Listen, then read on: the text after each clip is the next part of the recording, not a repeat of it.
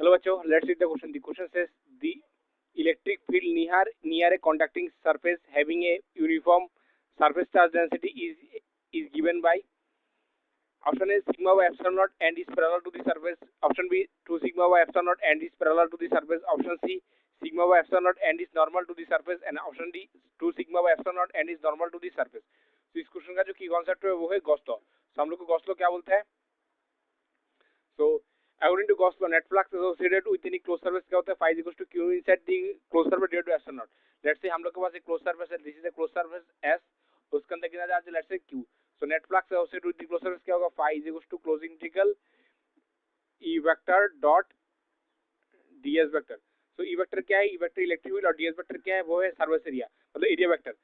So E equal to क्या होगा? According to Gauss law, Q inside Q by epsilon naught. So now हम लोग बोल सकते हैं कि flux associated with any closed surface क्या होगा? Phi is equals to closed integral E vector dot ds vector is equals to क्या आता है? Q inside the closed surface divided by epsilon naught. Now come to the question. Now come to the solution.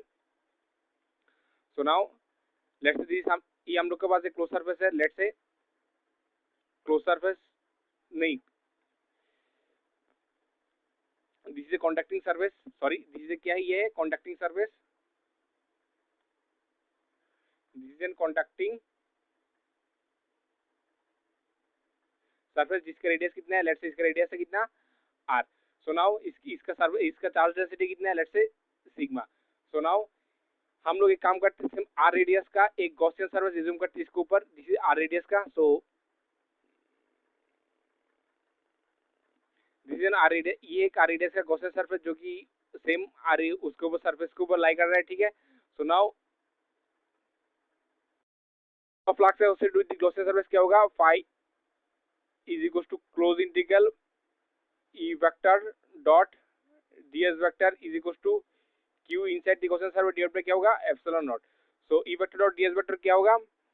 Close integral E ds cos 0, क्योंकि हम लोग को पता है electric field और एरिया वेक्टर का डायरेक्शन को, एरिया वेक्टर कैसा होता है? सरफेस के ऊपर नॉर्मल, और इलेक्ट्रिक फील्ड भी कैसा होता है गॉसियन सरफेस के केस में? सरफेस के ऊपर नॉर्मल. ठीक है. तो मतलब इन दोनों इलेक्ट्रिक फील्ड और एरिया वेक्टर दोनों क्या होता है? सरफेस के ऊपर नॉर्मल होता है. मतलब इन दोनों के बीच में एंगल कितना होगा? 0. So E ds cos 0 is equal to क्या आएगा? Q inside upon epsilon not. So E बाहर आ जाएगा. इंटीग्रेशन ds क्या होगा? Integration ds is equal to Q inside क्या होगा? इस गॉसियन सरफेस के अंदर कितना चार्ज है? Sigma into 4 pi r square divide bye कितना होगा? Epsilon not. सो हम लिख सकते हैं E इनटू इंटीग्रेशन ds क्या होगा? 4 pi r square is equal to ऊपर क्या आएगा? Sigma into 4 pi r square divide by क्या होगा? Epsilon nought. तो इस केस में 4 pi square cancel.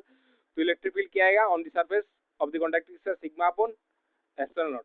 So come to the options. तो क्या बोला? Sigma epsilon nought and is parallel to the surface, जो कि गलत है. 2 sigma by epsilon nought and is parallel to the surface, जो कि गलत है. हम लोग को पता है इलेक्ट्रिक फील्ड सरफेस के साथ कैसा होता है? परपेंडिकुलरली होता है. So now a sigma by epsilon nought and is normal to the surface, जो कि सही है. And 2 sigma by epsilon nought is and is normal to the surface, जो कि गलत है. So now I hope you understood it well. Best of luck.